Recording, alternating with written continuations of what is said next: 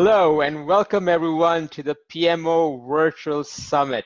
We have the pioneer of business-driven PMOs, Mark Price-Berry, here with us on the summit. Welcome, Mark. Great to have you here. Thanks. It's a pleasure to be here. Mark, I've been waiting for this session for a while, and this is a topic that's so near and dear to me, and I can't wait for you to share all that you usually do with our audience. But before I hand it over to you, I'd love to tell everyone about you, your background, and what you're going to be talking to us about. So I am pleased to introduce Mark Price-Berry. Over a 37-year career, Mark has managed PMOs and has had PMOs serve him as a member of the leadership team. And as a PMO setup and management consultant, Mark has helped over 250 PMOs in over 50 countries. Mark is the author of the Business-Driven PMO book series, which includes Business-Driven PMO Setup and Management, Business-Driven Project Portfolio Management, and Business-Driven PMO Success Stories. So of course, who better than Mark to present Business-Driven PMO Setup and Management? Mark, welcome to the Virtual PMO Summit. Over to you. Well, thank you very much. Thank you for that kind introduction. And let's get started. It's a pleasure to talk to you today about business-driven PMO setup and management, a topic that's very near and dear to my heart. And today's presentation will be an overview in business-driven PMO setup and management. Now, before we get started, I always like to start a presentation with a brain warm-up. And this particular brain warm-up is a quiz that I'd like to give you. And the quiz goes like this. Who can arrange the following 4 numbers and 2 arithmetic symbols shown below into a correct mathematical equation? And I'll tell you what, since I'm a really nice guy, I'm going to give you some hints. And one hint or tip, there are 3 correct answers and you know them all. Well, if you're like most people, when I do this during a face-to-face workshop, often people will raise their hand right away and say 1 + 4 = 3 + 2. And that's a correct answer, but it's wrong in that it uses the plus sign twice. You see, you need to use the 4 numbers and 2 arithmetic symbols once and only once, shown below, into a correct mathematical equation. So I'll let you think on this for a while. And most people just can't get the answer despite the fact that they know the answer.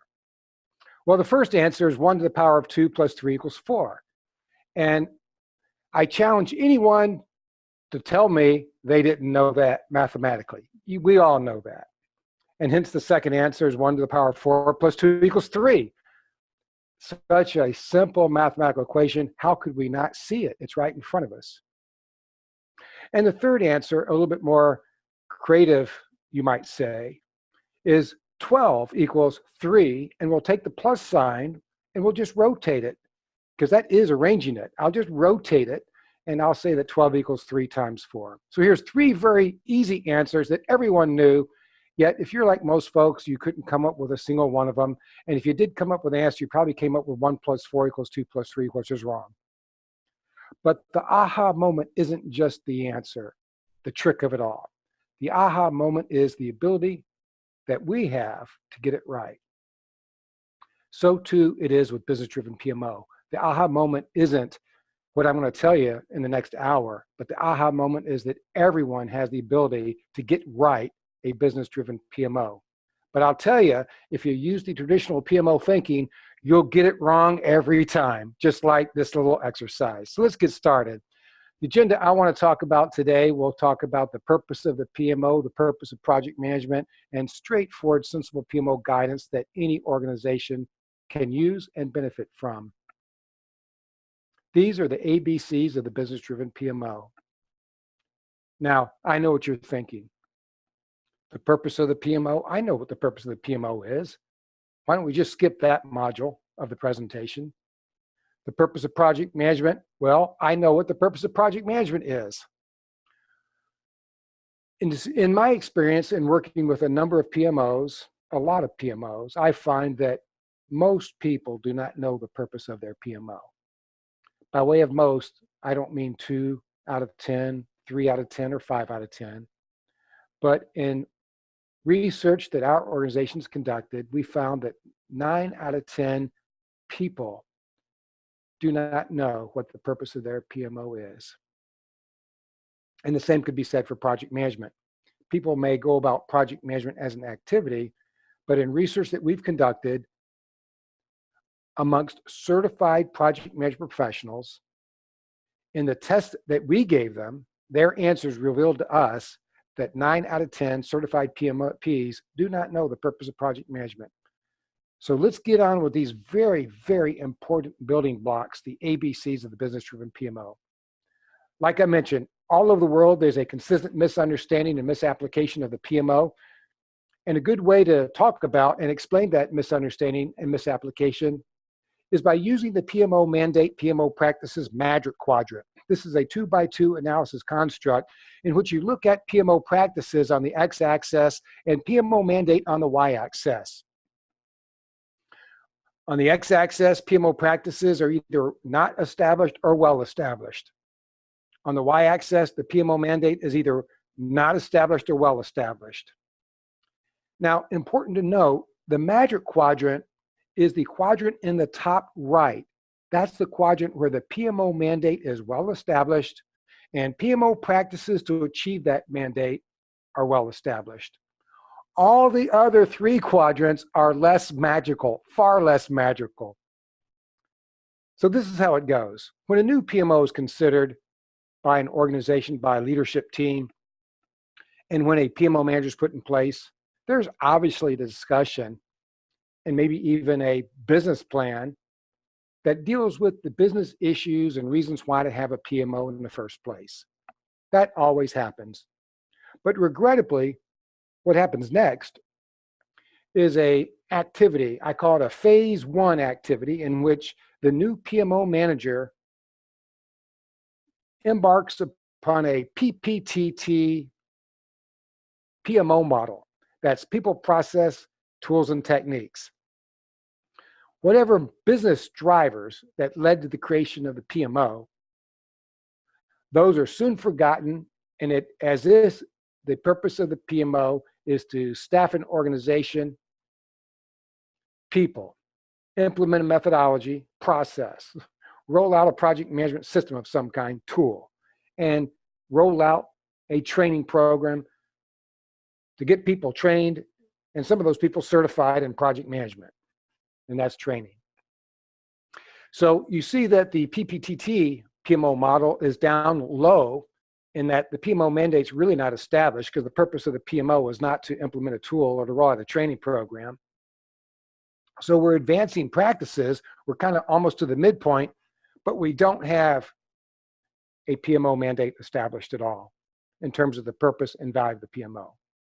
Well, this runs its course and gets us to phase 2. Of course, we lose a PMO manager. And in phase 2, we get a new PMO manager. And what does that new PMO manager do? He engages in a QWBS phase of the PMO. That's quick wins, buy-in, and support. The idea being, if I can make a list, establish some quick wins, I can get buy-in and support and continue the PMO. And that's not too hard to do. We can establish a couple of quick wins, promote the PMO, create a lot of hype, especially when you hire a new person.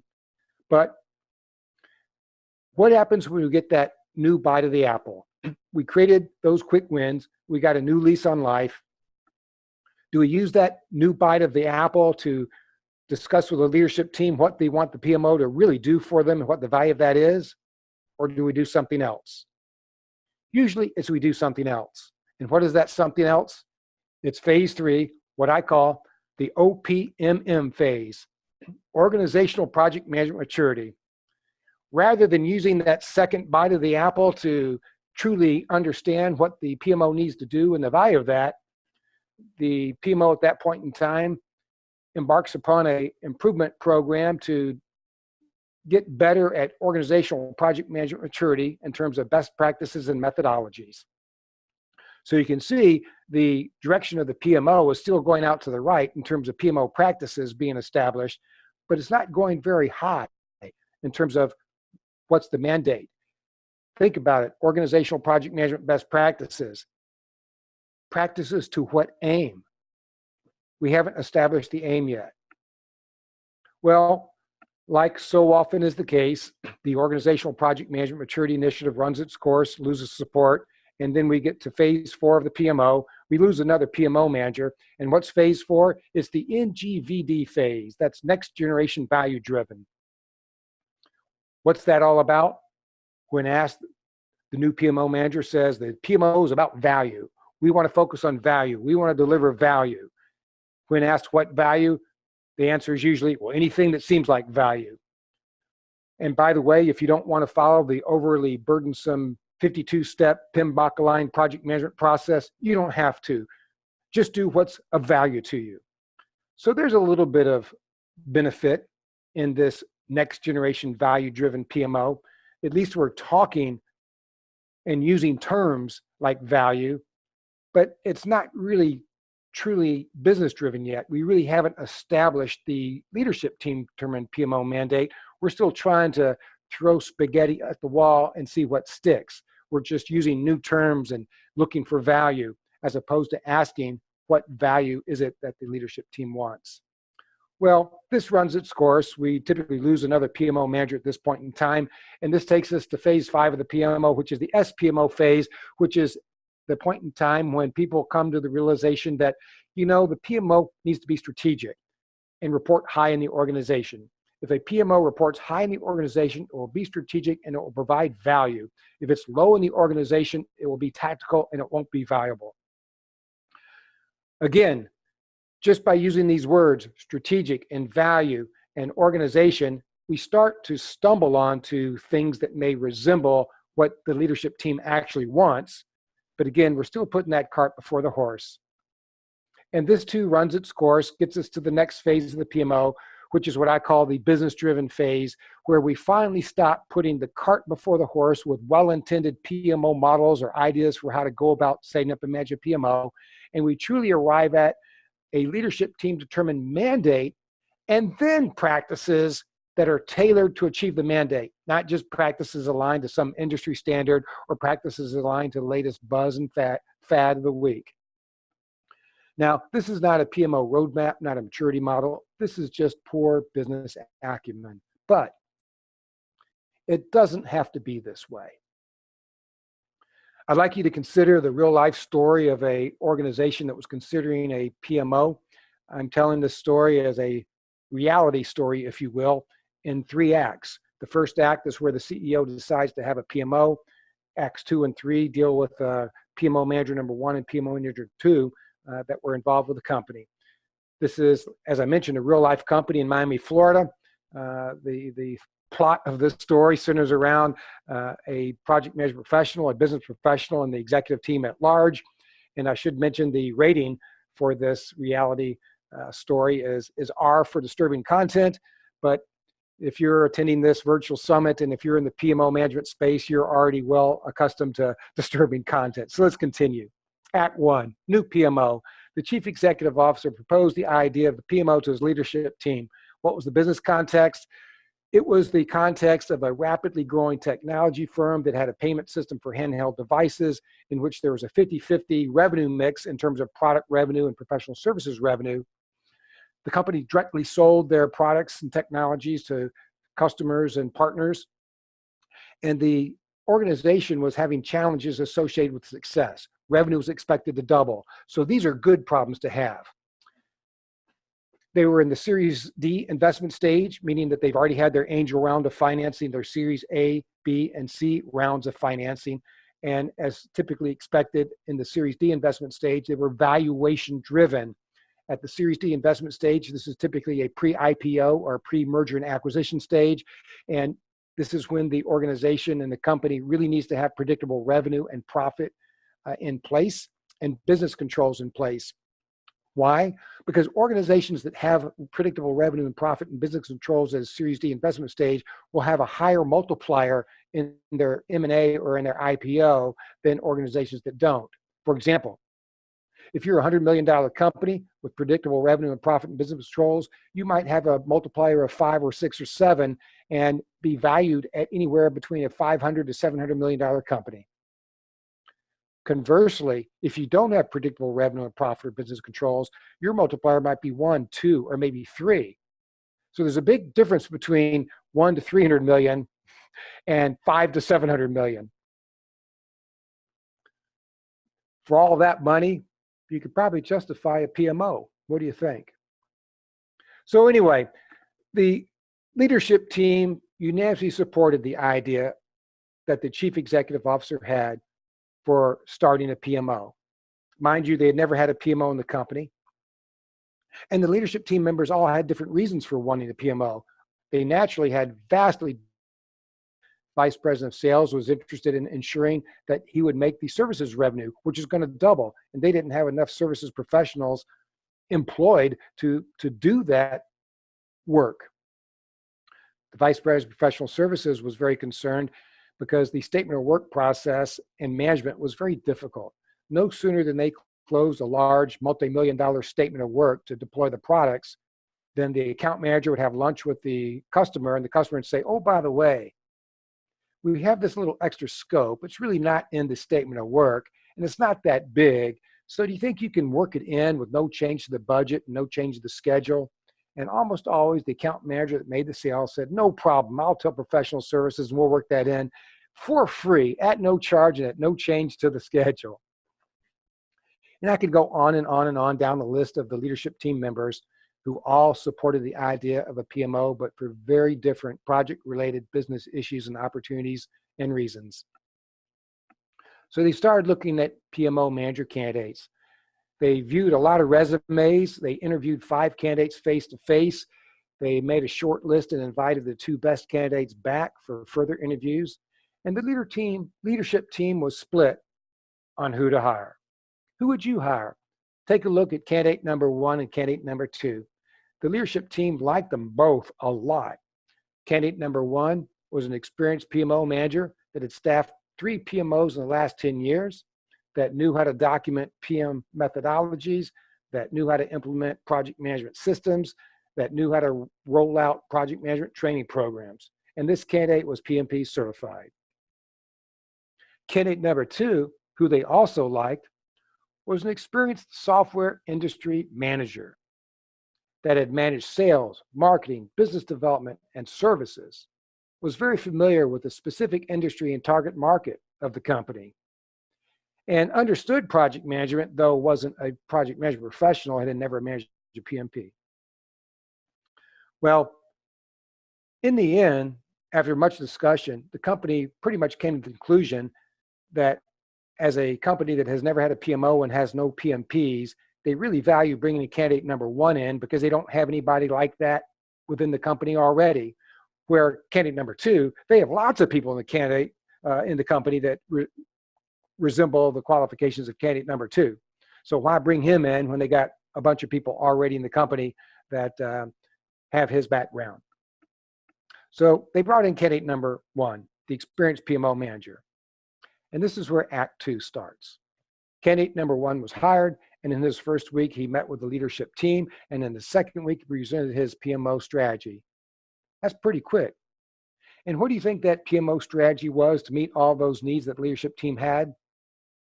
Well, if you were paying attention to my presentation a few moments ago when we went through the PMO Magic Quadrant, then you already know. It was people, processes, tools, and let's throw on some training. Over the first 6 months, sure, a PMO was staffed. Sure, a methodology was rolled out. A tool was implemented. A training program was developed and rolled out. And reports started to become distributed on a regular basis. But at the 6-month checkpoint, do you think the leadership team was happy with their PMO? Do you think the project-related issues and opportunities that the leadership team had for which they considered starting a PMO are being addressed? Well, every one of the members of the leadership team was unhappy with their PMO. And I could go one by one. And when I do the 2-day version of this presentation in a 2-day workshop, I do that. I go one by one and explain what the project-related issues that each leadership team member had in more detail. And then at this point in the 6 months, how those were or were not addressed. But this is a very familiar PMO story. Business needs led to the creation of the PMO. And when the first PMO manager came to town, there might have been some lip service to business needs, but right away, there was a plan and program to implement people, processes, and tools. I've seen this so many times, I can't think of a better representation than a movie reel to describe this repeat movie, this repeat story of one after another company that started a new PMO that resulted in a cart before the horse exercise of rolling out methodologies and tools before truly understanding what the purpose and value of the PMO was. Well, after the 6-month checkpoint, the leadership team expressed concern their project-related issues and opportunities weren't being addressed. And they asked the PMO manager if we could sort of update the PMO business plan, kind of reflect it to address other things now that we got some of this foundational work completed.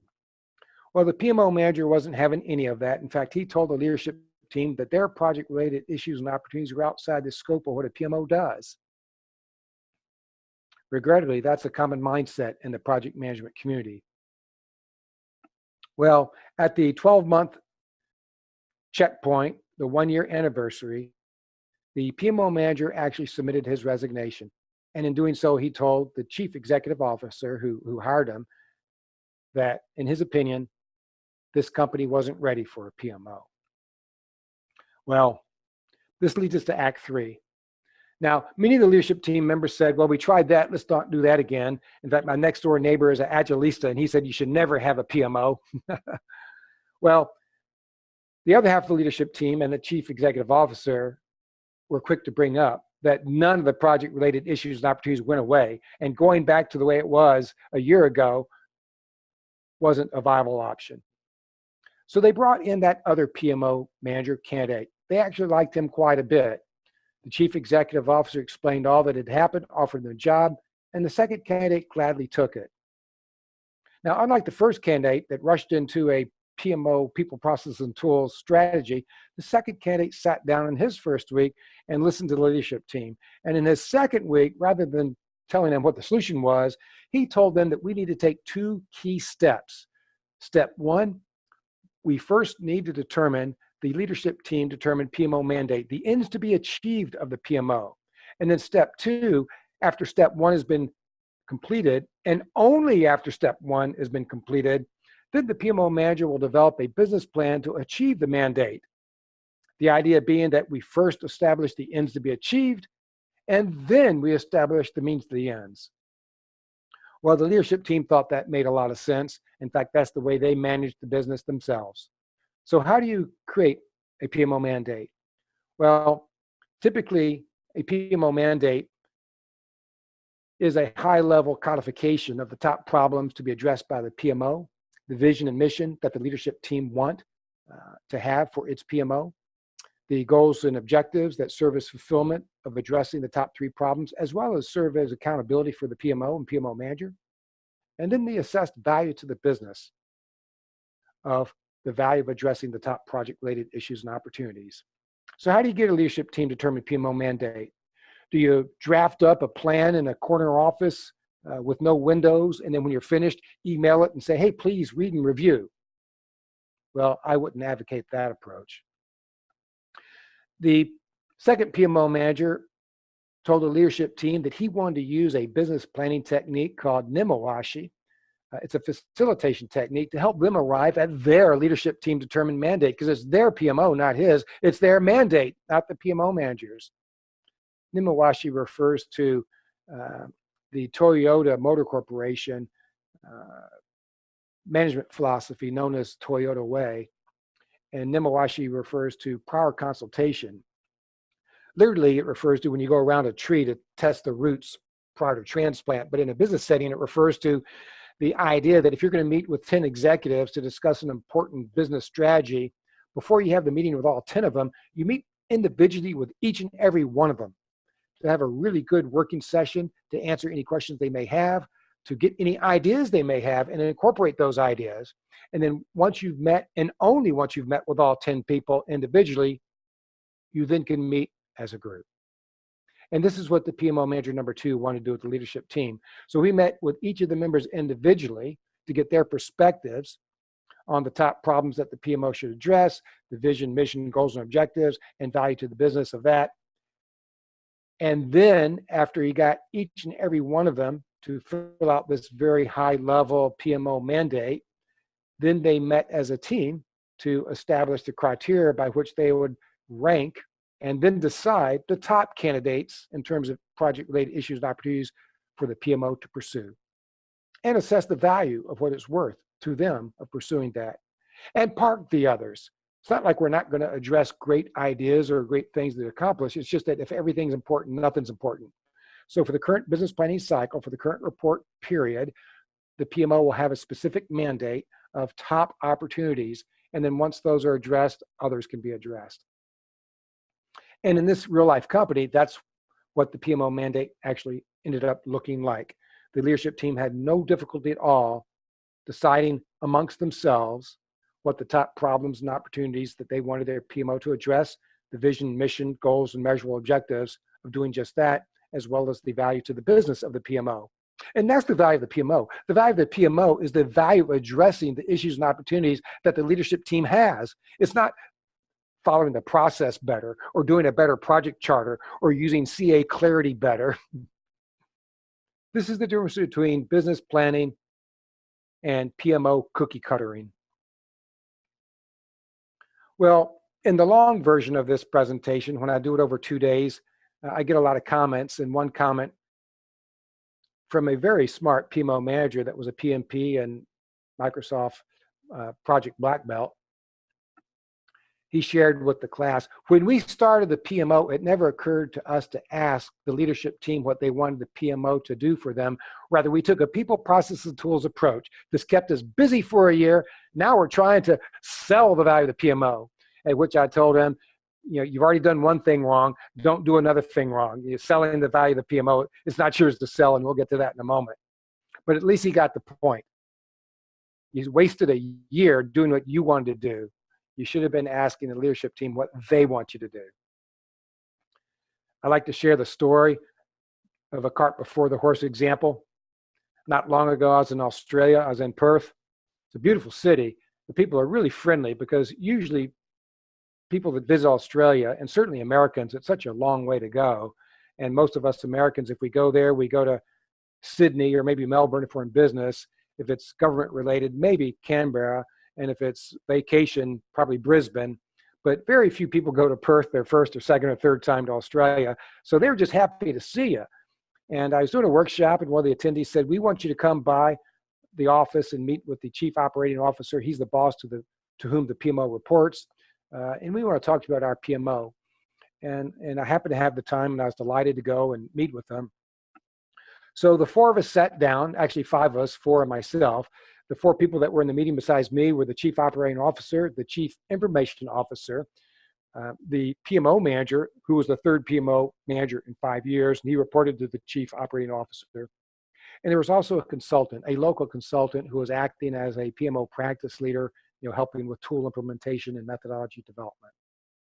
Well, after hearing a story from the chief operating officer that went something like this, we've had our PMO for 5 years. We've trained and certified people. We've implemented tools. We've developed methodologies. We've done maturity analysis, and we've done maturity development to improve our capabilities and our ability to develop and manage practices and track who's following the process.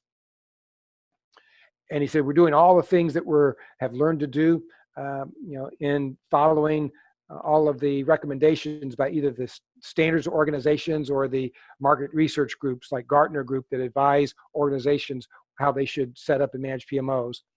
And the question was, Mark, we've been at this for 5 years, and then I'm just not seeing, and it just doesn't feel like our PMO efforts are being met with success. Why is that?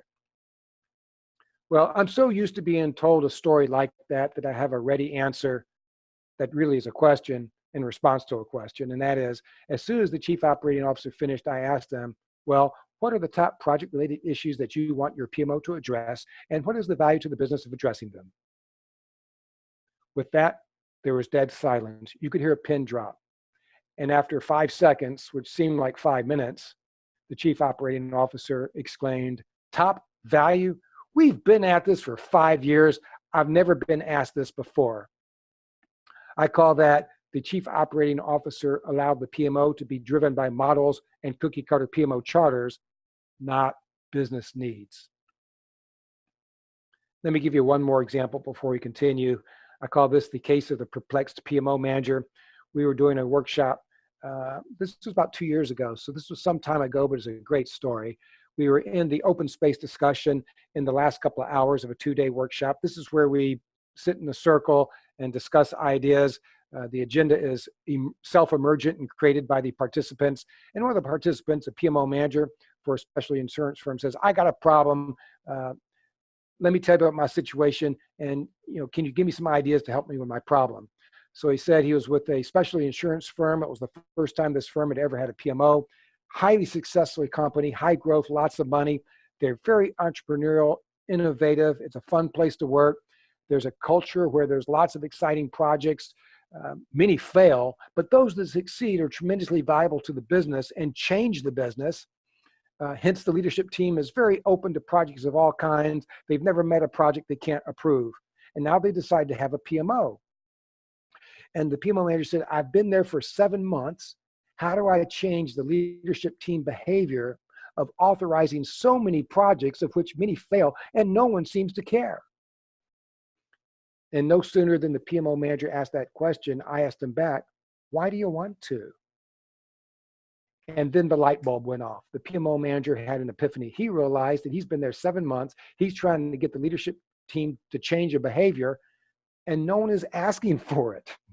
And in fact, worse than that, he doesn't even know what the leadership team wants. He just stepped right in and proceeded to do what he thought a PMO ought to do. That's what I call the PMO manager suffering from the law of the instrument, also known as the law of the hammer, that goes like this. If you give a little boy a hammer, he will soon find that everything he encounters needs pounding. And that seems to be what it's like with a PMO manager and that bag of people, processes, and tools, or I should say hammer of people, processes, and tools. Whenever a PMO manager gets the PMO manager job, it's as if he has a people, process, tools hammer and he just goes whack, without thinking about business needs. It's whack, people, process, and tools. That's got to stop. Well, there's lots of excuses for not having a leadership team determine and unanimously agreed to purpose of the PMO. And believe me, I've heard them all. If you don't have a PMO purpose, the problem is you've missed a tremendous opportunity. You can't possibly engage in servant leadership if you don't know what you're leading. You can't demonstrate any kind of business management, and you can't deliver any kind of business value if you don't have a PMO purpose. But if I can use a baseball analogy, if you don't have a PMO purpose, you put the PMO at risk, because strike one, all honeymoons end. Strike two, after the people, process, tools phase, the quick win, buy and support hype only prolong the reckoning. And strike three, if there is a third strike, you're not going to be the batter. And this leads me to a very important point, and that is PMO management is business unit management, not project management. Let me say it again so you know I wasn't tripping over words. PMO management is unit management, not project management. Projects are just the commodity of the PMO, but PMO management isn't an activity where we play project manager. If you're a PMO manager, you're managing a business unit. Contrary to what many people think, the purpose of the PMO is not to develop standards for the manager projects, or to be a project management center of excellence, or to support, report, train, coach, and mentor folks, or to provide a list of PMO services. That's not the purpose of a PMO.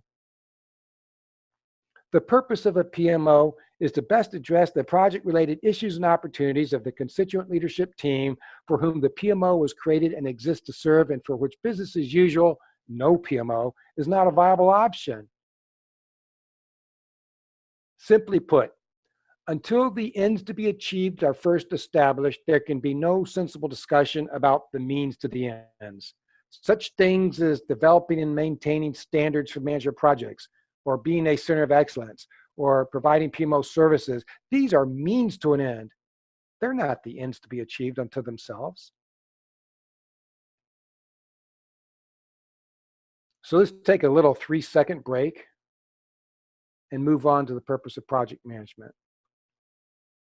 Now, just like I told you that 9 out of 10 people don't know the purpose of the PMO, in research that our organization has done, we've seen that 9 out of 10 certified project management professionals do not know the purpose of project management. So I hope that this module will resonate well with you. And if you do know, and if you're getting this in spades, that's great. Feel free to use this material with others, because I can assure you others in the organization don't know the purpose of their PMO and don't know the purpose of project management. So let's continue. The purpose of project management.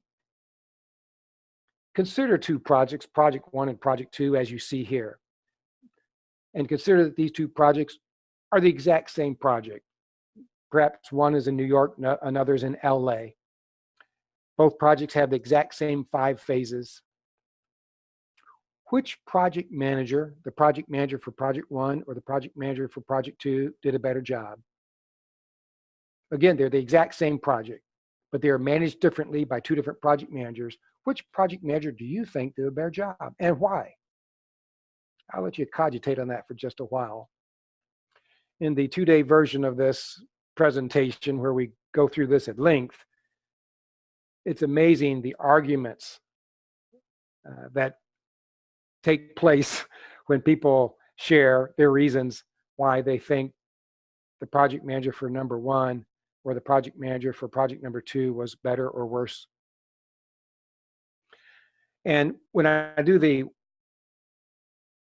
2-day workshop, when we get to this particular module on the purpose of project management, I have an exercise to reveal in detail how it is and why it is that people really struggle with understanding the purpose of project management.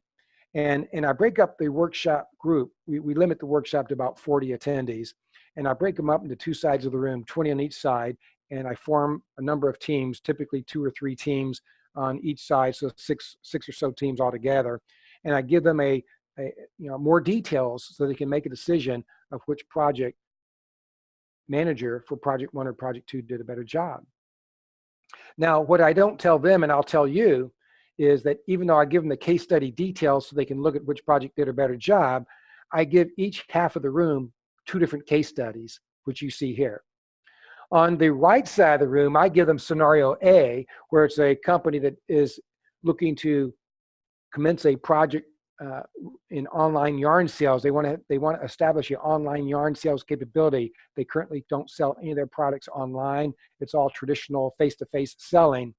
And the cost of the project is only $250,000 and the duration is only 6 months, but the benefit is tremendous. $20,000 per day will be realized once the product of the project is rolled out, which results in 20 million first years. So the stakeholder bias is time. I want it now. In fact, this is called a time to market project. Scope is secondary, cost is tertiary. I mean, my goodness, if we're going to benefit $20 million in 3 years, we can more than double or triple the budget, and it's not even a consideration because the budget's so small relative to the benefit. And the approach that the stakeholder wanted the project manager to take was to schedule very aggressively and use negative buffering. So if the initial phase that the phase leader says is 20 days per particular phase, see if he can do it in 15. Maybe he fails and does it in 17, but that'd be a lot better than 20 or padded if he gave you 25. So the idea was to remove time from the time estimate. The approach is called negative buffering. And the benefit, the result of the business result is benefits are maximized, because if you shrink the amount of time it takes to complete the project and deliver the project, you're going to increase the number of days in which you're going to achieve that $20,000 per day. And if I go back to the dashboard graphic, you can see here that in the time to market project, Project 2 was the better managed project. Now, it may not look that way by way of the status indicators, but when you look at the planned duration and actual duration, the fact of the matter is that this project finished well ahead of the other project, resulting in more than $1 million in benefits. So had the project manager planned this safely, he would have been demonstrating that he didn't listen to the stakeholder, because the stakeholder said, don't plan a safe project in terms of positive buffering. Be very aggressive. Tell your project team that nights and weekends are perfectly acceptable. Now, the other scenario that I give the left side of the room is a casino opening project in which penalty avoidance is the business context and key issue. And the project cost and durations are the same, $250,000 in 6 months. But here, the context of the benefit is if the casino is late just one day, because when casinos open, they have to announce to regulators the date of opening. If they're late a single day, there's $1 million a day penalty. And if it's late more than 10 days, you can lose your license. So if you're 11, 12, 13 days late relative to the date that you told the regulators, you could have millions of dollars of fines and maybe even lose your license and have to reapply and may not get that application approved. So here the stakeholder bias is still time, but it's not time I want it now, it's time I can't be late. And here scope and cost is secondary and tertiary again, but the idea is I can't be late. And so the approach is schedule very safely, not aggressively. The approach is positive buffering, not negative buffering. The approach is add 25% to the time estimates of the phase leads, don't remove it. And the project benefit here is the potential penalties and loss of license is avoided. And if I go back to that project, you can clearly see that where project 2 was better managed for the time to market project, if this were the casino case, and here project 1 was clearly the better day because we weren't a single day late. We finished exactly as scheduled because we added buffer. You can see that as represented in the fact that in project 1, all the planned duration days are 25 days because 5 days were added to the 20-day estimates, where in project 2, the negative buffering, we reduced it. So it's all about business context. The context of the project drives which project manager did a better job. But ironically, the comments from the workshop attendees during their discussions of which project manager was better prior to seeing the case study details was very much aligning with this comment. And this was actually from a vice president of a Fortune 1000 manufacturing firm who said, "Mark, my view has been that a project with all green status indicators is a lie, and a project with a mix of indicators isn't. I didn't even read the case study details and I led my team to the wrong answer. I can only imagine how many times in real life I have made this mistake." This leads us to the purpose of project management, the project management triangle.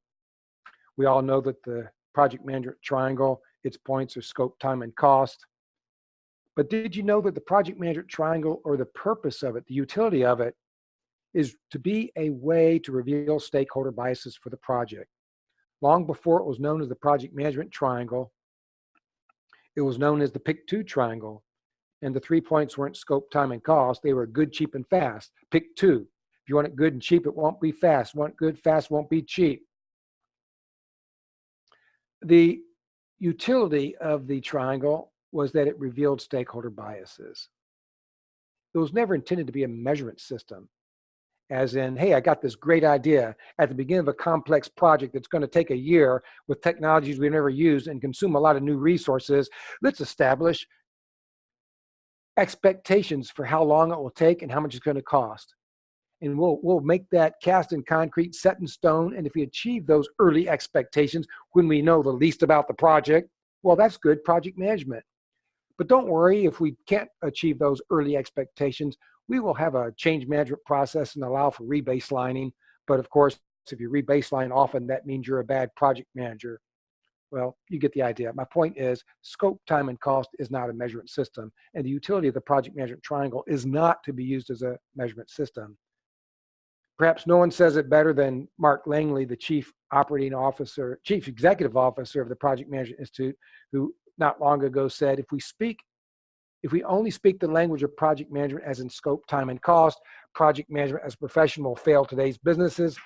And he went on to explain and present how we really need to update the project management triangle with a new construct, one that perhaps has at 3 points, has business acumen, leadership, and technical project management as embodied by our bodies of knowledge. Now, this was long before the Project Management Institute came out with its project management talent triangle, which is quite frankly very similar to this. And Matt Light, the Vice President of Gartner Research, Project Portfolio Management Practice, probably says it best, and that is, to achieve and sustain PMO success, there is a lot that must be learned, and there is even more that must be unlearned. And the idea that time and cost as a measurement system is an idea that must be unlearned. Now let's talk about this stakeholder bias concept a little bit further, because it's really important in the business-driven PMO. Not long ago, we researched PMOs, 100 PMOs. We did a survey. We picked a random important executive dashboard. And what we were looking for is to see what percent did not show stakeholder bias for scope, time, and cost. And some people call that will to pay or will to wait. And I'll explain that in a moment. Think about your organization, your project charters, your status reports, your executive dashboards. Whenever you have a number, a data point, like project budget, do you know what the stakeholder bias is for that budget? Likewise for the schedule. If the project's 12 months, do you know what the stakeholder bias is? Would they be happy to have it in 15? Would they really want to have it in 9? Well, what would your answers be? The answers that we discovered in our research were that 90% of organizations of PMOs do not show stakeholder bias, which leads to the question, if stakeholder bias is not understood or used, how likely is it that stakeholders will be best served over the course of the project? It's pretty unlikely. And how about those executive dashboards? If less than 10% of a PMO dashboard shows stakeholder bias information, what kinds of decisions are being facilitated? And I like to suggest that there's only one of two types of decisions that are being facilitated. You're either facilitating decisions to manage the measure, which is the appearance of good project management, or you're facilitating decisions to manage the project, which is the presence of good project management. That's why stakeholder bias is so critical. Let me give you a couple examples. Consider the following project. Let's call it Project A. The project duration is 6 months. The project cost is $1 million. You can see the graphical indicators, the green and red smiley faces, scope, time, green, cost, red. Why? Budget's $1 million. The estimate completion is 1.3. And per the dashboard policy, it's green status if the deviation is 0 to 10%, yellow if it's 10 to 25, and red if it's more than 25. And in terms of overall status determination, if any indicator is red, the overall status is red. And if no red, but any indicator is yellow, then the overall status is yellow. So is this project really red? Well, now let's take a look at this same project, but with stakeholder bias. And more specifically, the key stakeholder information, the will to pay, will to wait, the benefit, the stakeholder bias for the project. Here you can see that though the project budget is $1 million, the sponsor is willing to pay $5 million to do this project. Though the schedule is 6 months and currently estimated to complete on time, the stakeholder is willing to wait a year. The benefit of this project over 5 years is $60 million or $1 million a month, and hence the stakeholder bias is time. And notice the note in red. There was a $300,000 budget overrun approved by the sponsor to mitigate a 50% risk event, which would result in a project delay of 3 months and opportunity loss of $3 million in unrealized benefits. So the project manager came to the stakeholder and said, we might have a risk event that could happen. If it does, it'll cost us $3 million in lost opportunity. But for $300,000, we can mitigate this and we won't have the issue. So the stakeholder said, well, what should I do? Should I roll the dice? Should I just ignore the risk and potentially have the opportunity loss? Or should I mitigate the risk? And clearly, if it's a 50% risk event at $3 million, the expected value of that would be 1.5. So it's a pretty straightforward decision to spend $300,000 to avoid an expected $1.5 million outcome. But the point is, the stakeholder is willing to pay $5 million, which is well over the current estimate completion of $1.3 million for budget. Stakeholders are willing to wait 12 months, which is much longer than the current schedule of completion of 6 months. So there's absolutely nothing wrong with this project. This project couldn't be greener. Consider project B. Similar duration, similar cost. Everything looks green. The budget's $1 million. The estimate completion is 1.1, but that's within the 10% margin for the dashboard policy. So its dashboard is green and everything's green. So the overall status is green. But if we look at the stakeholder information, the key stakeholder information reveals that the will to pay is only $1 million. So we have a problem. The stakeholder is only willing to pay $1 million. But now the estimate completion is $1.1 million. And if you notice the note in red, due to executive visibility and inability to obtain additional funds, project must not exceed planned budget by a single dollar. So clearly, when you consider key stakeholder information, this project is red, big time red. Let's take one last project, project C. Everything is green, scope, time, and cost. So the overall is green. Here are the schedules, 15 months. The estimate completion is 16 months, which is less than 10%. But if we look at the key stakeholder information, the will to pay is $5 million, that's fine. The will to wait is 15 months, but now we have an estimate completion of 16 months. And what does the note say? It says, due to subcontractor obligations and legal commitments to prime contractor, project must not be delivered a single day late. So clearly, the overall status is red. So just with these three simple examples, you see three projects, A, B, and C, that without stakeholder bias look like the first project, project A is in trouble, and project B and C are just fine. But when you consider stakeholder bias, it's the exact opposite. Project A is just fine, and project B and C are in trouble. That's the importance of understanding the business context of the project and the stakeholder bias of the project. And I advocate the PMO managers and leadership teams, if you have any project data element or number, such as a budget in terms of dollars or a schedule in terms of months, those data points are meaningless unless you understand the business context and the stakeholder bias for those numbers. For example, if the budget's $1 million, it's really important to know the business context and what is the stakeholder willing to pay. Is the stakeholder willing to pay $5 million for a project that could be done in $1 million, or is the stakeholder only willing to pay $1 million for a project that would be done in $1 million? If you don't know those stakeholder biases, you can't possibly exhibit the most appropriate project management techniques. Comment from an PMO manager who attended our workshop, shared with the group, since our PMO is not accountable and does not have a role to play in the delivery of benefits of the product of the project, it inherently is focused on and manages to time and cost. This is understandable, but we, the PMO, we don't do projects for the sake of meeting budgets and schedules. And that's the whole key point. You don't do projects for the sake of meeting budgets and schedules. You do them for the sake of the product outcomes. So the business context of the project and the stakeholder biases for the project are critical to understand in order to apply the most appropriate project management set of techniques. Not long ago, I was with an organization and I was working with them over the course of about a week. And on one particular day, I had the opportunity to meet the chief executive officer and their top 8 leadership team members in a 1-hour meeting and a roundtable.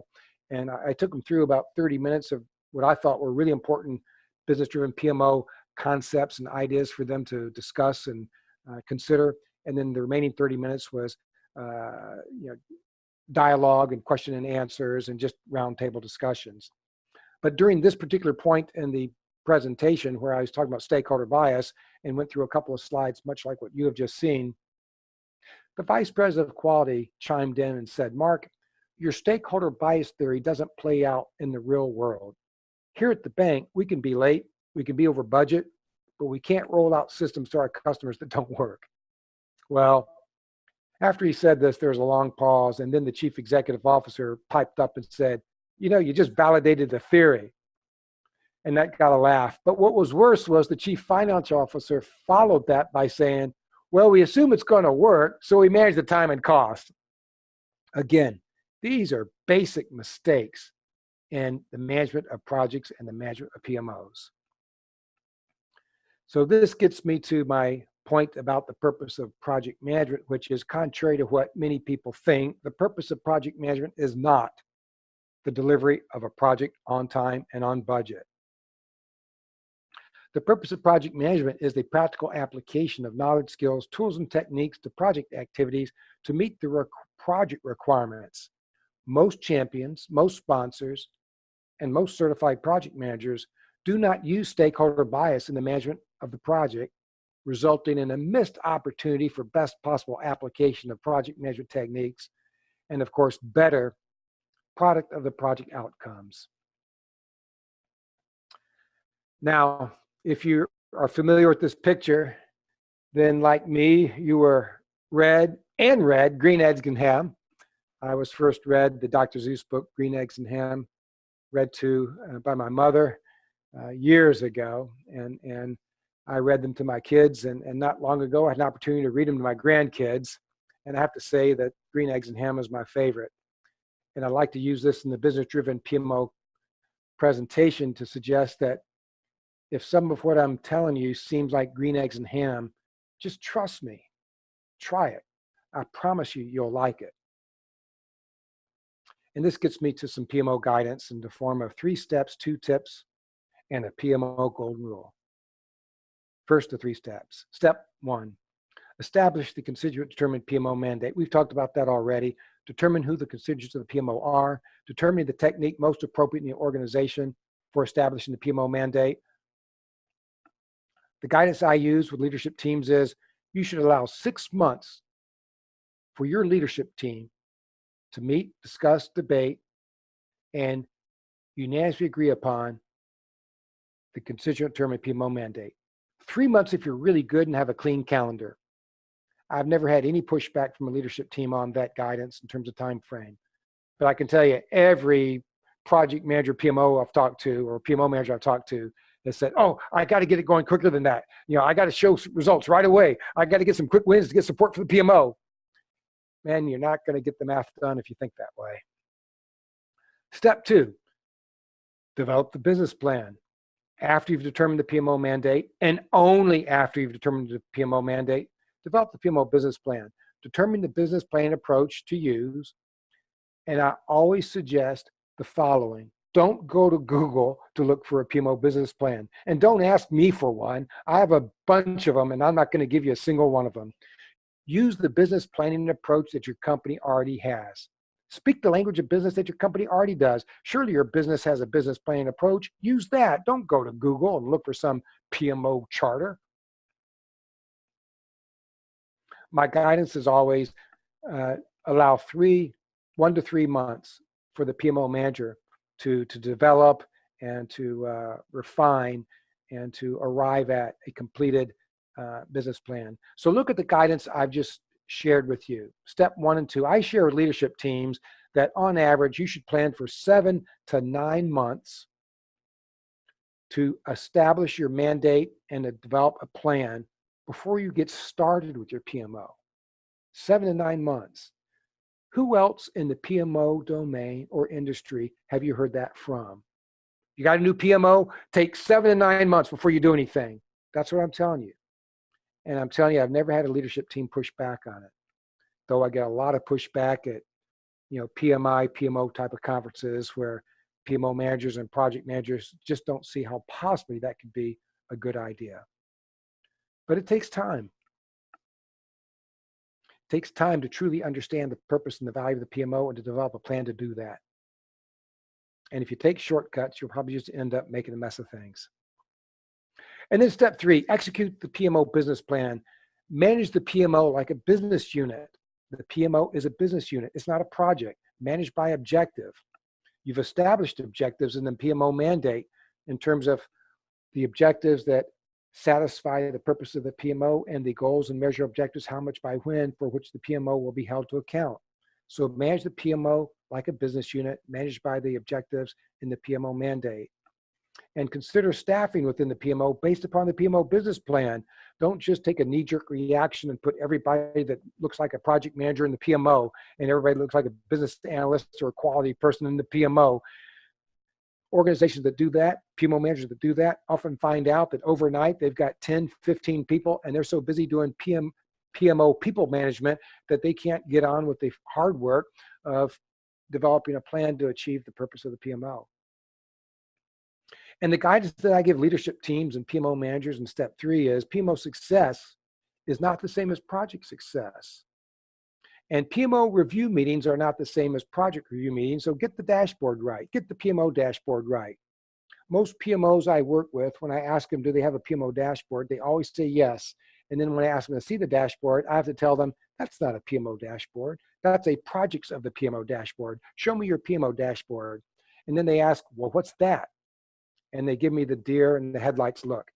This is a PMO dashboard. PMO dashboard reflects the goals, the PMO goals. It shows the measurable objectives for each goal. It shows the year-to-date achievement in terms of amount and percent toward the goal. It shows the year-end forecast of where we're going to finish in terms of amount and percent against the goal. And if we have any action required or help that we need from the leadership team, that's reflected in the PMO dashboard. No better way to manage a PMO and keep everybody on the same page than to use a PMO dashboard. Now, for those of you who are thinking, well, I don't think that can work in our organization. I don't think we can codify measurable objectives. I'd like to cite 2 things for your consideration. First, Gilb's Law. Anything is measurable in a way that is superior to not measuring at all.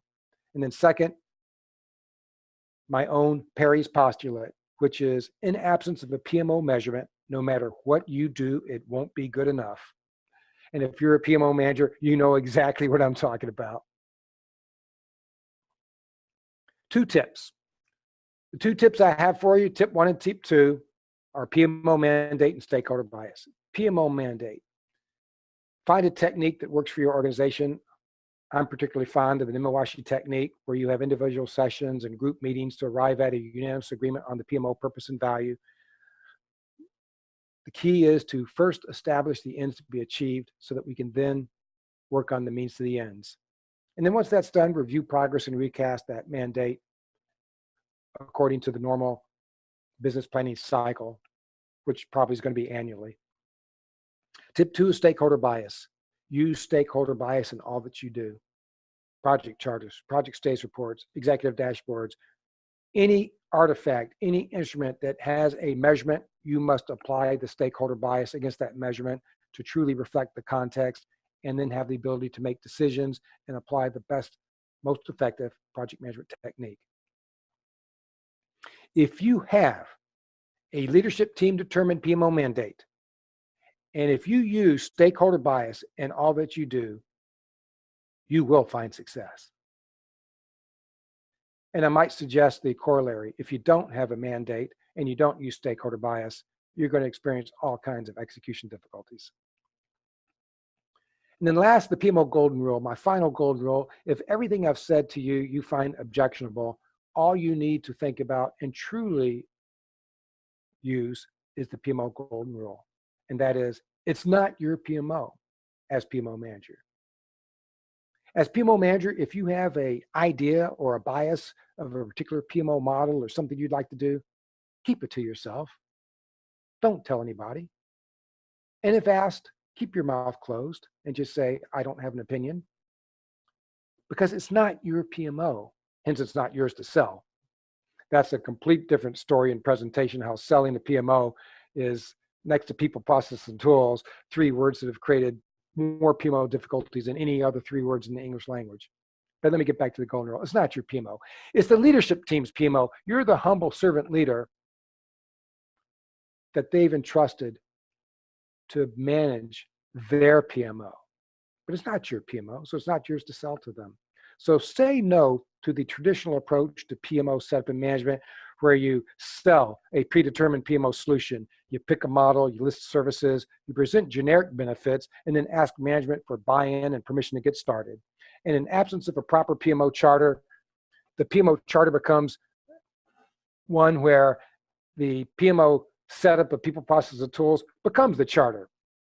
So rather than having a proper purpose of the PMO and value, the purpose of the PMO becomes merely the means to the ends. So people think about the purpose of the PMO as, well, our purpose is to be a home for project managers. Our purpose is to develop and maintain a methodology. Our purpose is to implement a tool and train people on how to use it.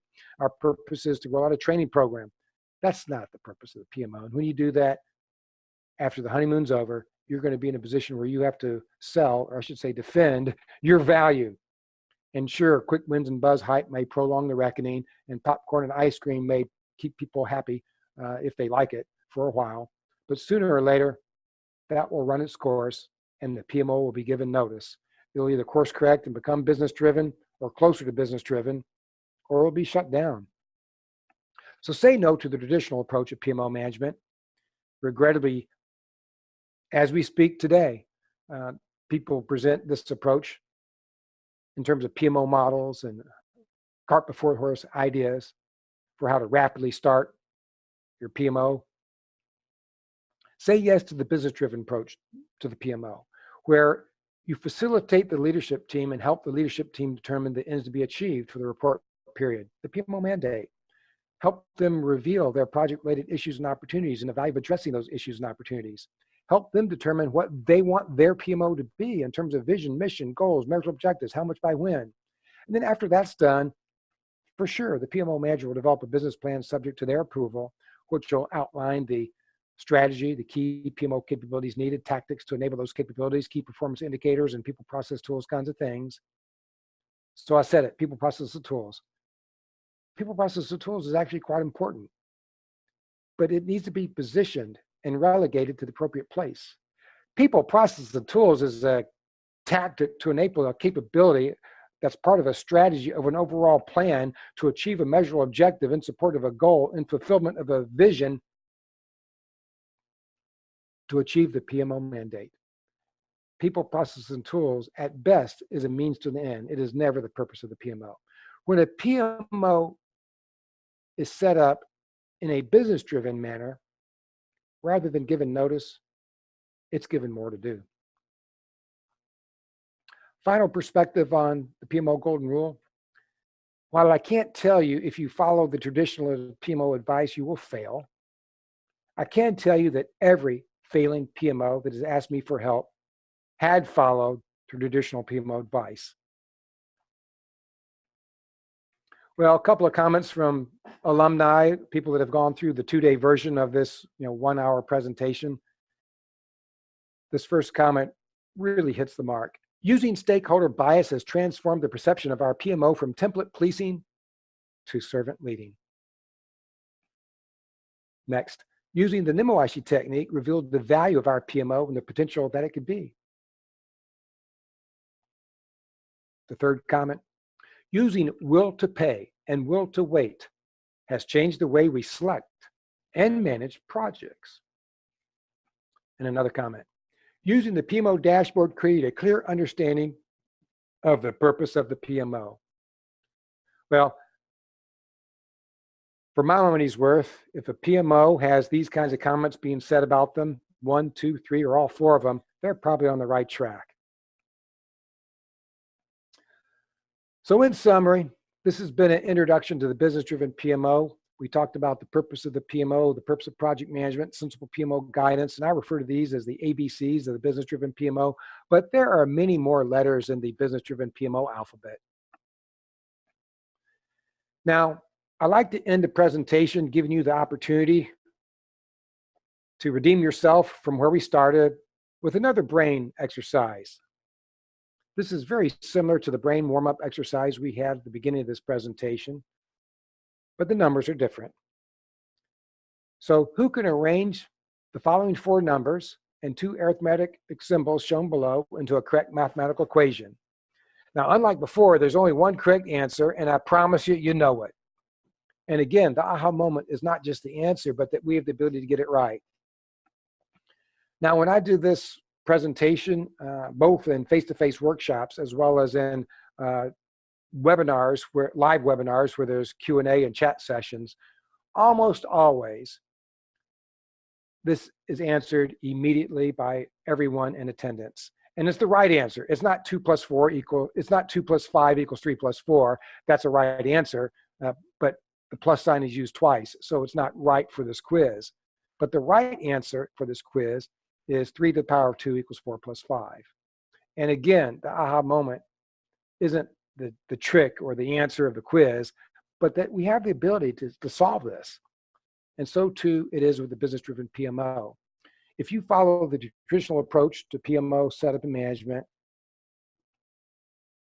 there's probably a 10 to 25% chance you'll be successful, but there's a 75% chance or greater that you're going to experience the same execution difficulties that are experienced all over the world. So rather than following that traditional approach, we must think differently. And that's what the business-driven PMO approach is. It's a different way of approaching the PMO. And much like this exercise, the aha is that everybody can get this right. Well, I can't thank you enough for listening to this presentation. I hope it resonated. And if you're like many folks, I can't tell how many people have told me, Mark, this is exactly what I feel. You know, you and I are on the same page, and I want to use your slides with my leadership team and people in the PMO, because these are some points I've been trying to get across, and you provided me a pretty organized way to best position project management offices as a solution to a business problem, and project management as an activity that needs to be tempered and applied based upon the business context and the stakeholder bias for the project. So let me welcome Hussein back to take over and lead us in the question and answers. Well, Mark, it's great to be back, and it was such a wonderful presentation. Thank you so much for that. Well, thank you. I think the underlying message, you know, I love the whole concept of your 3-2-1 approach, but I think the underlying message really is all about anybody can do it. You just need to follow the outside the box thinking and focus towards what PMOs really are.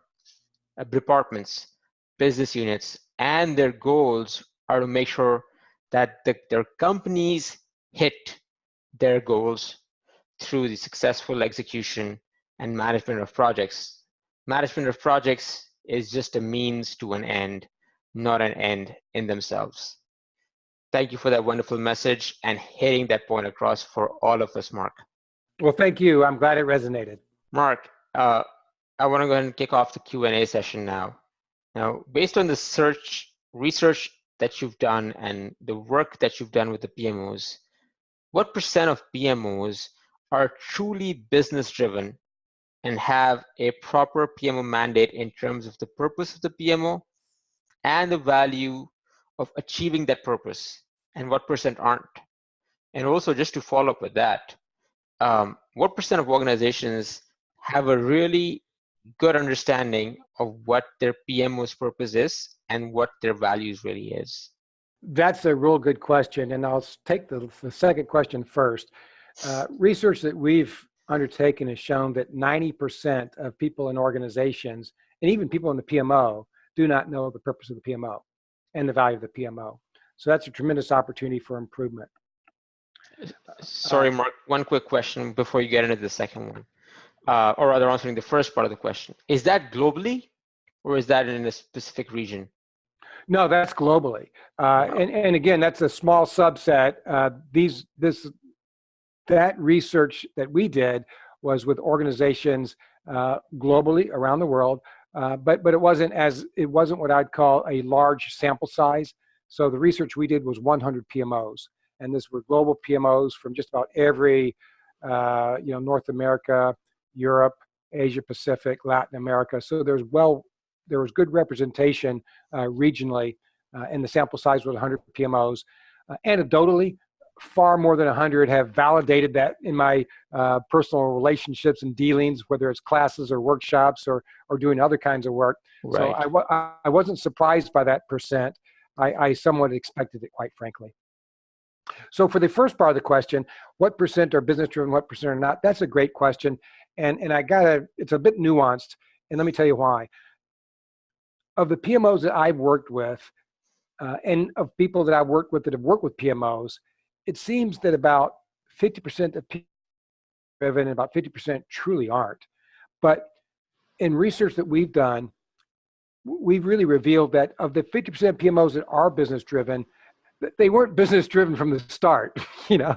So it's really not right to say if you had 100 PMOs that started, half would be business driven, half would not. Right. What we see is out of 100 new PMOs, and only new PMOs, usually about 75% are not business driven and about 25% are not. And then over the next 2 or 3 iterations, that climbs up a little bit, and in the subsequent phases of the PMO, it eventually achieves either being business driven or shut down. No, that makes a lot of sense, Mark. Mark, the way you presented the purpose of project management and stakeholder bias was very interesting. You suggested that if stakeholder bias is not understood and effectively used, project management techniques are likely to be misapplied or not applied in the most appropriate way based on the business context of the project. So again, based on your research and work with the PMOs, what % of project managers understand and effectively use stakeholder bias? That's a real good question, because understanding is one thing and then using it is another.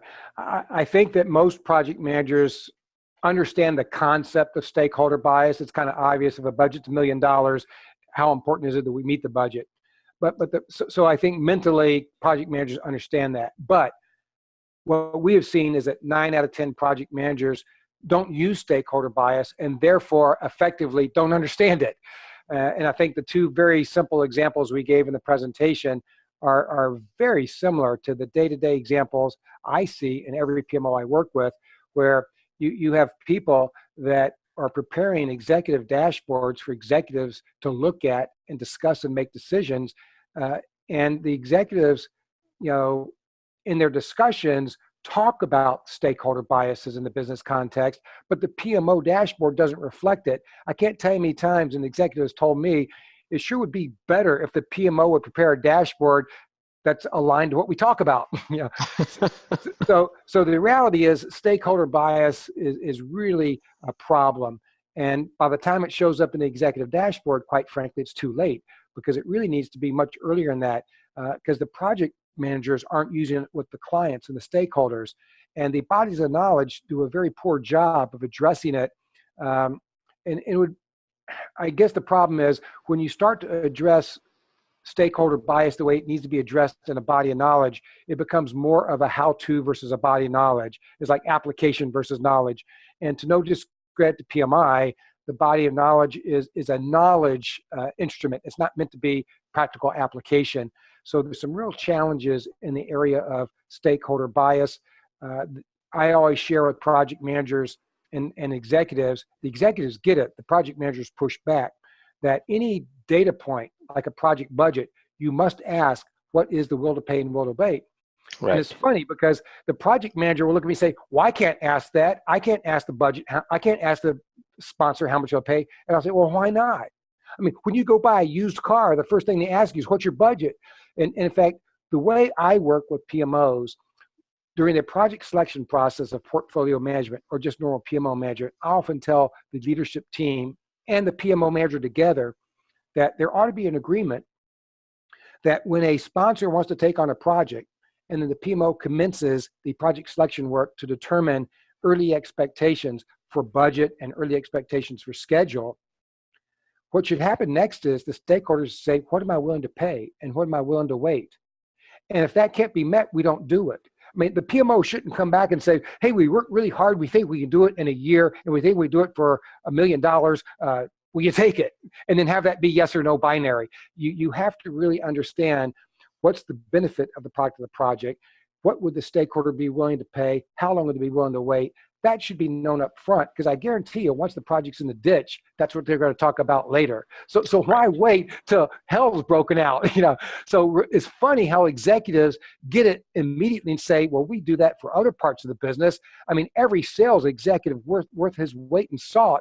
If you're making a data center sale of $100 million of equipment to a large client, you bet your bottom dollar that salesman knows the budget that the client has and knows how to manage to the content of the scope of what's being sold relative to the budget and to the schedule. So I just think that's a real good example that project managers, much like that silly little math example, need to think differently in order to achieve better outcomes.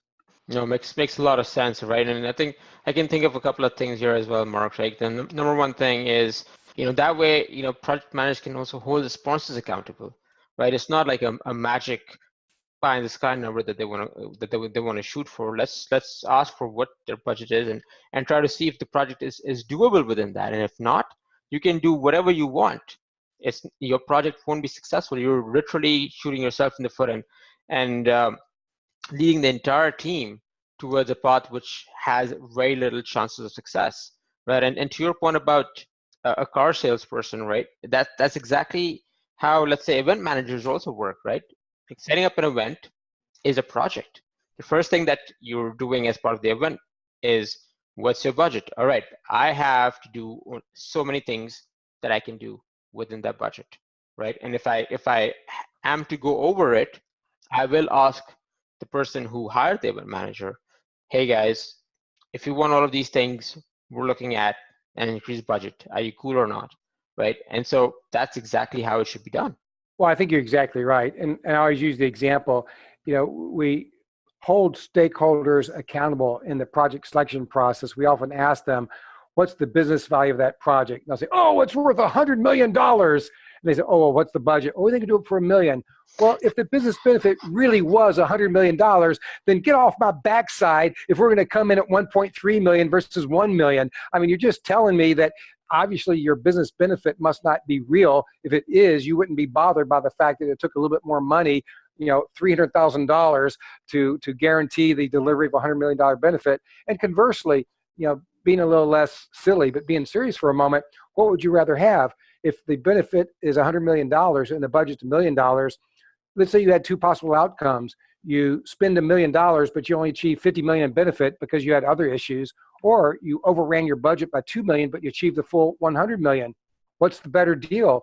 As project manager and PMO manager, I should be Switzerland. I don't care. I don't know. It's a stakeholder call. But the point is the project manager has to have the skill to understand the business context to even have the discussion in the first place. Makes a lot of sense. Makes a lot of sense. One thing that I want to ask you, Mark, is, and I've heard you say this so many times, during this presentation, during our conversations, in your book, or books, I would say, the PMO management is business unit management, not project management.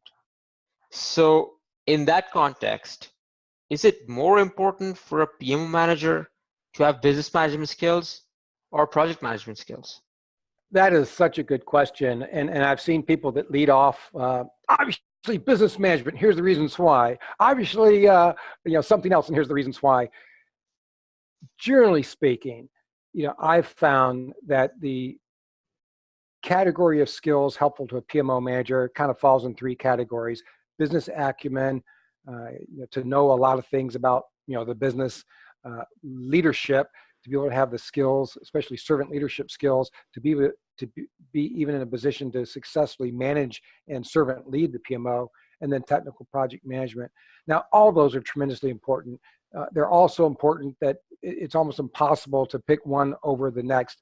But I would say, project managers inherently have project skills, and project managers often come PMO managers. And project managers inherently are pretty good servant leaders. So I just see in my experiences, PMO managers come to the table with a lot of those two categories of skills: leadership, servant leadership especially, and project skills. But they often have lacking the business management skills. I mean, how many PMO managers that were project managers that became PMO managers, and that's their first management role, that they probably haven't done a budget, they probably haven't done personnel appraisals, development plans, they probably haven't done a lot of basic management things. They probably haven't done strategic planning or business planning, SWOT analysis, competitive analysis, what if analysis. So there's a lot of business management skills that a lot of project people may know a little bit about, but may not know as much as the other things. So for those reasons, and to no discredit of anyone, I often say two things. First, it's usually business management that I'd focus on. But then second, I would say, let's not have that be our call. much like stakeholder bias, that should be the call of the leadership team served by the PMO. What do they want to see? And it could be that one PMO is, hey, we're a nuclear power plant. You don't even need to know the business context. We need you to manage the technical aspects of the projects that we have in the portfolio.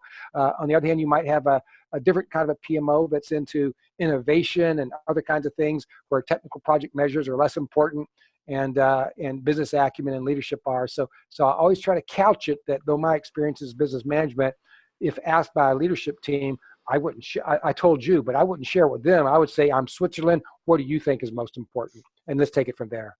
Makes sense, Mark. Makes a lot of sense. I mean, it ultimately comes down still to, what are the needs of the business, right? And that really defines the nature of the PMO, and hence the requirements for the PMO leader. Absolutely. And if that work isn't done, how can you possibly achieve success? Right. What would it look like? How would you know what success is? That's where you get to the popcorn and the ice cream and the quick wins and the, are you happy with me? And that's really not, proper PMO management. Right. No, that makes so much sense. And I would say that, sometimes you need someone from within, promote from within who understands that business context to lead that PMO, like you mentioned. And sometimes you don't, anyone from the outside can do the job. You just need to make sure that technical aspects of the projects are getting done. So truly the needs of the are defined what the PMO needs to be, and hence who the PMO leader should be. And that's what it makes it so unique, right? The whole role, and it makes it such a good vantage point for a potential boost in career opportunities for someone. So Mark, obviously this summit has been primarily driven for first time as well as aspiring PMO leaders. It's all been focused towards making sure that these folks who are on the forum today are well positioned to get that PMO leadership role, as well as once they get it, they succeed at setting up a PMO, they knock it out of the park. So for my last question, if you had one tip to give a brand new first-time PMO manager, what would it be? That's a really good question, and I've been asked that question a lot of times, and I know that I've given different answers, and people come back to me and say, "That's not what you said last time." And so I guess how I'm feeling on that particular day may influence my answer, but I got to tell you, if it was a first-time PMO manager, for a number of reasons, the tip I would give them would be, remember, it's not your PMO. When you really realize it's not your PMO, it changes so many things. First, you don't try to sell something because it's not yours to sell. Second, you don't try to bring some preconceived idea of your solution to the table because what you think is irrelevant. It's what the people you serve think that's what's important. And I can't tell you how many behaviors, it's like a fork in the road, get multiplied. And when you commit to one of those two forks, you really can't get to the other side. And what's troubling to me is, even at present, I was not long ago at a PMO conference in Europe, and one of the guys that closed, I was the keynote that opened it, and I stayed for the whole thing, and the keynote that closed it, ironically, he and I were like night and day different. And he went on to give a presentation about, don't come to the leadership team with problems, come to them with solutions. You need to tell them what a PMO is. You need to tell them what the benefits are. You need to tell them how long it's going to take. And I'm like cringing in my seat. They say, executives don't want to hear whining and problems. And I got to tell you, that was the only thing that I agreed with him on. And that is, he's right. Executives don't want someone to come into the office and whine about why they can't do their job. But I'll tell you, as an executive that was served by many PMOs in my past, I wouldn't tolerate a PMO manager coming to my office telling me what he wanted to do without knowing what I needed. So I just think this cart before the horse mentality is still being reinforced. And when it comes to PMO management, it's much more of a servant leadership function than a command and control, though that's not always the case. And I just think that more times than not, the mandate of the PMO is not properly established. the leadership team hasn't been involved. It's not their PMO. And then the PMO sets itself up for failure. It's like they snatch defeat from the jaws of victory because they try to ramrod the latest buzz and hype and back it up with some Gartner Group report or PMI study. And the result is just a huge mess. So my big advice for all PMO managers, and especially first-time PMO managers, is the PMO golden rule. It's not your PMO. You're the humble servant leader. So find out what it is that your leadership team, all of them, want individually, and what your leadership team as a group unanimously agree they want. And when you establish by a servant leadership technique their decision of what they want the PMO to do and what the value of the PMO is, do you have to go back 3 months later and sell the PMO to them? I don't think so. So that's my biggest advice, is that just about everything you've heard about traditional PMO setup, just dismiss it. You're probably too young to remember this, but years ago there was a TV series called Seinfeld, and on one of the shows, it was a show where George got a job with the Yankees by basically being opposite George. And to me, that's probably good advice for a PMO manager. Look back on all the advice that you've read about PMO setup management and do the exact opposite, and you'll probably be on the right track, because you'll be listening more than talking. You'll be hearing what others want you to do more than saying what you want to do. You'll be hearing what they want the purpose and benefit of the PMO to be and the value of that, versus you trying to beg for value and try to beg people to let the PMO continue. It's like you're throwing spaghetti against the wall, hoping that value will stick. So I just think that if you just remember, it's not my PMO, whatever the leadership team views as most important and the value of that, I need to understand that and deliver that. And for goodness sake, if I don't understand that, that's a problem. Thank you so much, Mark. That was a wonderful presentation. Once again, you took out time and joined us for the summit. Really appreciate it. Really appreciate you sharing all your wisdom and tons of experience into practical, actionable advice, and also making sure you're drizzling us with doses of inspiration and motivation, because all of us can make it happen. Thank you, Mark. The pleasure is mine. Thank you for inviting me. Our pleasure, Mark. And for all our viewers and listeners, want to make sure that you go to botinternational.com, botinternational.com, if you want to learn more about Mark and what he does, and go visit out the About Mark page at botinternational.com. Thank you for being a part of the PMO Virtual Summit. Bye-bye.